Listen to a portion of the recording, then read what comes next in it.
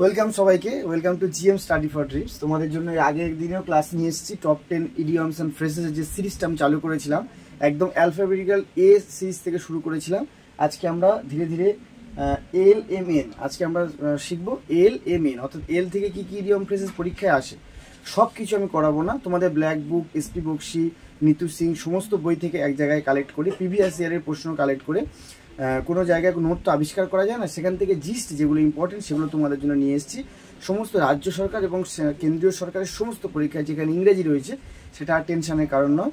তো আজকের পর থেকে ইডিয়মস অ্যান্ড ফ্রেজেস খুব মজার ছলে একটা খুবই সুন্দরভাবে আমরা পড়বো। কোনো রকম বেশি প্রেশার নেবো না, যেটা মন্ত্রের মতো মুখস্থ করবো, কী করে মনে রাখবো, ভুলে যাই, সেসব কিছু আর প্রবলেম নয়। আমার প্রিভিয়াস ক্লাসগুলো তোমরা প্লেলিস্টে পেয়ে যাবে জিএম স্টাডি ফর ড্রিমসের অফিসিয়াল চ্যানেলে। সেখানে তোমরা প্লেলিস্টে যাবে, মেমোরাইজ পার্টে তোমরা পরপর টপ 10 সিরিজ পেয়ে যাবে। তোমরা সেগুলো নোট করবে, অডিও কল দেখবে, সম্পূর্ণ ইডিয়মস অ্যান্ড ফ্রেজেস এবং ওয়ান ওয়ার্ডের কমপ্লিট ক্লাস নিয়ে আসছি। আর কিছুদিনের মধ্যে তোমাদের সমস্ত ক্লাস কমপ্লিট হয়ে যাবে। তোমরা ধৈর্য ধরে সম্পূর্ণ ক্লাসটা দেখবে প্রথম থেকে লাস্ট পর্যন্ত, এবং ভালো লাগলে অবশ্যই তোমাদের মনে যদি পছন্দ হয় তাহলে নেক্সট ভিডিওতে যাতে তোমাদের সামনে আবার এরকম ভিডিও নিয়ে আসতে পারি, তার জন্য বেল আইকনটা প্রেস করবে।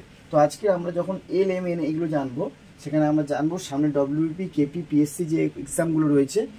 ডব্লিউপির এক্সাম তোমাদের সেপ্টেম্বর ধরে রাখো, কেপির প্রিলিমিনারি তোমরা আগস্ট মাসে ধরে রাখো, এক্সামের প্রচণ্ড চান্স। এবং পিএসসি পরীক্ষা জুলাই মাসে একটা টেন্টেটিভ বলেছে, এবং এসএসসি জিডির কিছুদিন আগে পরীক্ষা হয়ে গেছে। এমটিএস এদের পরীক্ষা ইংরেজি রয়েছে, এবং jail warden upcoming exam, excise, ডব্লিউবিসির সমস্ত পরীক্ষার জন্য এখানে আমি মেনশন করেছি। তো ইংরেজি এই সাবজেক্টটাই তোমাদের অন্য যারা সবাই ম্যাথ, জিআই এবং জিকে করে আসবে, তুমি ইংরেজিতে যদি 5টা থেকে 6টা ঠিক করে আসতে পারো, সেটাই তোমাদের চাকরি কিন্তু নিয়ে আসবে, চাকরিটা তোমার পেতে খুবই সাহায্য করবে। দেখো প্রথম যেটা আছে এল দিয়ে, প্রথম যদি আমরা লিভ নো স্টোন আনটার্ন, এই কথাটা যদি আমরা বলি, লিভ মানে ছেড়ে দেওয়া, ছাড়া, নো স্টোন আনটার্ন মানে কোনো রকম পাথর আর ছেড়ে রাখেনি, এটা এর বাহ্যিক মানে। তাই মানে আমি আগেও ক্লাসে বলেছি যে এটা এই মানেটা তাই নয়, এর ভিতরে একটা অন্তর্নিহিত মানে আছে, সেটা আমাদের বের করতে হবে। কী আছে? To make all possible efforts. এই যে পসিবল এফোর্টস, সমস্ত রকম প্রচেষ্টা চাকরি পাওয়ার জন্য, সে 35 বছর বা 33 বছর বয়স বা 30 বছর বয়স পর্যন্ত যতটুকু টাইম ছিল, সে কী করেছে? Leave no stone unturned. Rahim মানে লিভ নো স্টোন রান মানে রহিম কী করেছে? লিভস নো স্টোন আনটার্ন, কোনো রকম স্টোন আনটার্ন রাখেনি। That means to make all possible effort, সমস্ত রকম প্রচেষ্টা করেছে। তুমি তাহলে সব রকম প্রচেষ্টাই করে দেখো, হাইট ওয়েট নিয়ে ইস্যু না, এগুলো নিয়ে না ভেবে সব রকম প্রচেষ্টা তুমি করো। নেক্সট কী আছে? লিভ ইন দ্য ডার্ক, অন্ধকারে লাফানো। টু টেক রিস্ক ডেলিভারেটলি, তুমি জানো সামনে অন্ধকার আছে বা তোমার সমস্যার সম্মুখীন হতে পারো।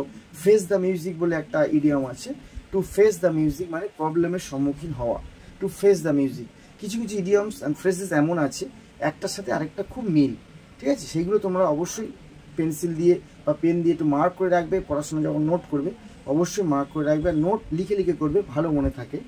তো কী আছে? Leave in the dark, to take risk ডেলিভারিলি, জেনে শুনে রিস্ক নেওয়া। তারপরে কী আছে? Number 3, let the cat out of the bag, বলছে বিড়ালটিকে ব্যাগের বাইরে, টু দ্য ডিসক্লোজ মানে বিড়ালটিকে আউট অফ দ্য ব্যাগ মানে কি বলতে আছে? টু ডিসক্লোজ মানে ভিতরে গোপন কিছু কথা বাইরে আসা। ক্যাটটা ব্যাগে ছিল, তার মধ্যে থেকে বাইরে থেকে বেরিয়ে এলো, মানে বাইরে বেরিয়ে এলো, তার মানে কি? কোনো সিক্রেট কোনো কথা বাইরে বেরিয়ে আসে, কথা বলতে চাইছে। ডিসক্লোজ মানে সব বাইরে বেরিয়ে আসা মানে প্রকাশিত হওয়া। এটা কিন্তু তোমরা মনে রাখবে, ইডিয়মসের খুব মজার একটা ব্যাপার, এরকম সুন্দর মানে মজার ছড়া তোমরা পড়বে। নাম্বার 4 কী আছে? Leave in the fool's paradise. আমরা মাঝে মাঝে বলি, তুমি কি বোকার স্বর্গে বসবাস করছো? Live in the fool's paradise, বোকাদের একটা স্বর্গ আছে, তার মানে কি? ফলস হোপ, যে আশা গাছে কাঁঠাল গোপে তেল, যেটা আশা করাই যায় না, অলৌকিক অস্বাভাবিক একটা চিন্তাভাবনা নিয়ে তুমি বেঁচে আছো, তো সেটাই বলি আমরা ফলস হোপ নিয়ে বেঁচে থাকি, মানে কোনো আশাই নেই, সেখানে আশায় বেঁচে থাকি। তারপর নাম্বার 5 আছে লায়ন শেয়ার, সিংহের ভাগ, সিংহ ভাগ। ছোটোবেলায় আমরা বলি সিংহ ভাগ, লায়ন শেয়ার মানে সবসময় মনে করবে সিংহ কোনোদিন ছোট শেয়ারটা নেয় না, বেশি শেয়ারটা নেয়। তাহলে বেশিরভাগ অংশ, তাহলে কী হবে? লার্জ পার্ট, বেশিরভাগ অংশ, লার্জ পার্ট। তারপরে কি আছে? Number 6 leaps and bounds. আমরা 11 12-এ আমরা high price of essential commodities, এগুলো যে এসেন্সিয়াল যে কমোডিটিস বাজারে যাই আমরা, আলুর কেজি, মাছের দাম বা যেগুলো আমরা রোজ ব্যবহার করি সেগুলোর দাম লিপস অ্যান্ড বাউন্স হয়ে যাচ্ছে, মানে দ্রুত হারে বেড়ে চলেছে। এটা আমরা সবসময় দেখি যে জিনিসপত্রের দাম এত অগ্নি সংযোগ হয়ে যায়, মাঝে মাঝে লিপস অ্যান্ড র্যাপিডলি বেড়ে যায়। তাহলে আমরা র্যাপিডলি এই কথাটা মনে রাখবো, lips and bounce.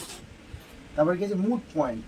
Mood point কোনো একটা মানে আলোচনা, কোনো একটা মানে বক্তব্য, কোনো একটা সিচুয়েশানে কোনো কিছু নিয়ে আলোচনা হচ্ছে, যে টপিকটা নিয়ে, সেটা একটা মুড পয়েন্টে এসে থেমে গেল। তার মানে সেটা আনডিসাইডেড একটা জায়গায় বা ডেলিভারের ডিবেটেবল পয়েন্ট, একটা মানুষের ফাঁসি হবে বা কোনো একটা খেলাধুলার কোনো একটা টপিক, কোনো বিষয়ে আলোচনা হতে হতে হতে হতে সভাটা শুরু হয়েছিল, আলটিমেটলি কোনো সিদ্ধান্তই গ্রহণ হলো না, সবাই সবার মতো রাগমাগ করে বেরিয়ে গেল। সেই সিদ্ধান্ত বা সেই টপিকটা একটা মুড পয়েন্টে গিয়ে দাঁড়িয়ে গেল, তার মানে তার কোনো সিদ্ধান্তই হয়। ঠিক আছে, নেক্সট ঠিক আছে ম্যান অফ লেটার্স, মানে জ্ঞানী ব্যক্তি।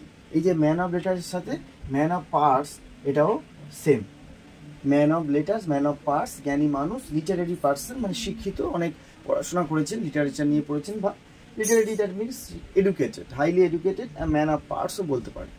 তারপর কি আছে man of straw, man of parts, man of letters, man of straw, weak person. দেখ ঠিকঠাক ম্যান অফ পার্টস বলছি, আবার ম্যান অফ স্ট্র বলছি। দেখো ম্যান অফ পার্টস হচ্ছে কি জ্ঞানী মানুষ, আর ম্যান অফ স্ট্রটা হচ্ছে উইক পার্সন, একজন দুর্বল মানুষ। তারপর কি আছে milk of human kindness, milk of human kindness মানে হিউম্যান কম্প্যাশন, মানবতা। মানুষের প্রত্যেক মানুষের শরীরে মানবিকতা বোধ আছে, বিবেক আছে, সেটাকে আমরা বলি কি মিল্ক অফ হিউম্যান কাইন্ডনেস। মানুষের গরিব দুঃখীদের পাশে দাঁড়ানো, সব কিছু এটা মিল্ক অফ হিউম্যান কাইন্ডনেস। তারপরে কি no love loss, no love loss মানে কি CHAVING, হ্যাভিং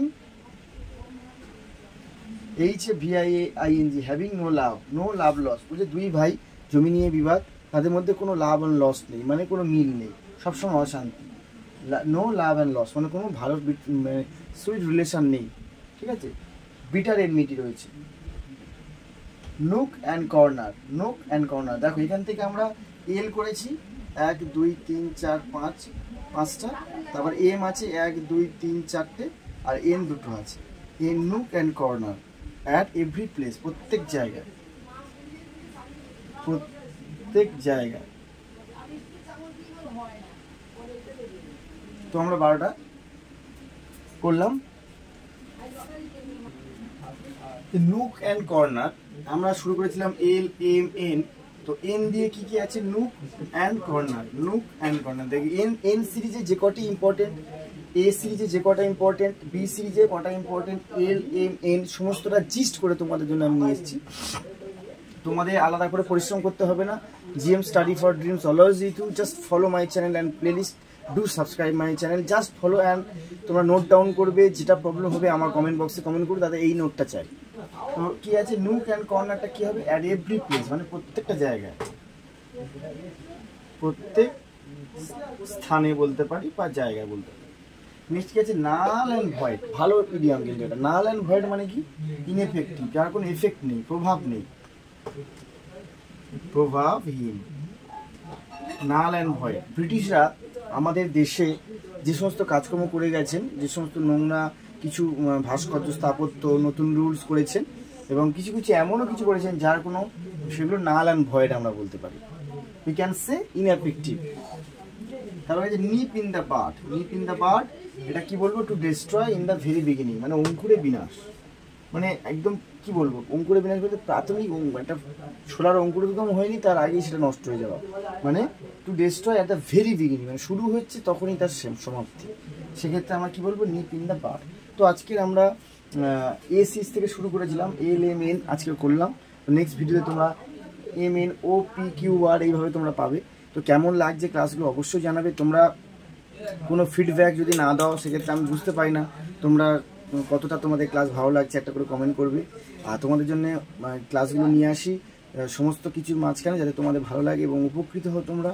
তো অবশ্যই তোমাদের মতামত জানাবে, তোমাদের অপেক্ষায় রইলাম। আর যারা বলছো যে পিকচার কোয়ালিটি ভালো হয় না, তারা 480, 360 আর না হলে 720 এই kbps তোমরা দেখবে। আর প্লেলিস্ট যদি খুঁজে না পাও, প্লেলিস্টে যাবে, মেমোরাইজ পার্ট, মেমোরাইজ পার্ট, এটাকে আরেক কথা বলে ভোকাবুলারি। এই ভোকাবুলারি পার্টে তোমরা এই ভিডিওগুলো পেয়ে যাবে। ঠিক আছে, তাহলে জিএম স্টাডি ফর ড্রিমসের তরফ থেকে সবাইকে ওয়েলকাম। আবার নেক্সট ক্লাসে আবার দেখা হবে তোমাদের সাথে। তো আপাতত এই ভিডিওটা তোমরা দেখো এবং কমেন্ট করো।